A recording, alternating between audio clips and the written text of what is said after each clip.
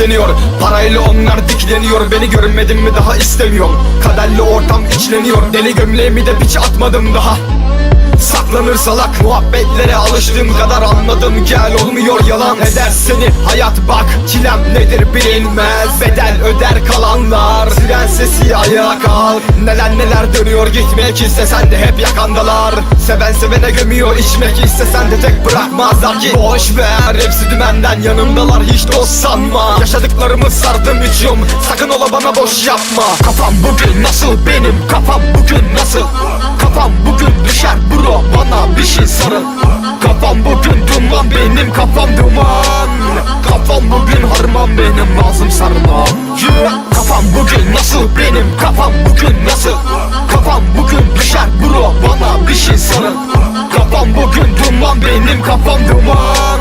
Kafam bugün harman benim lazım sarmam. Sonrası yok bu hayatım mezar. Olacak bütün krallar çünkü bir mermiye bakıyor her şeyi bilesin. Oğlum dönüyor sırayla kafam bugün nasıl benim bak. Üstüme geliyor duvarlar inan uyarmam bir daha duyanlar mı var. Karanlık yollara aklımdalar. Aklımdalar düşmez sana hakkım haram. Kurnaz falan duyanlara söyleyin saçtım para ve baskınlara. Alıştım kandım değiştir kartı değiştim tanrım kancıklarla. Barışlı dostlarım sarıldı yaktım sönecek sandım dönünce yandım. Kafam bugün nasıl benim kafam bugün nasıl. Kafam bugün düşer bro bana bir şey sarıl. Kafam bugün nasıl benim kafam bugün nasıl.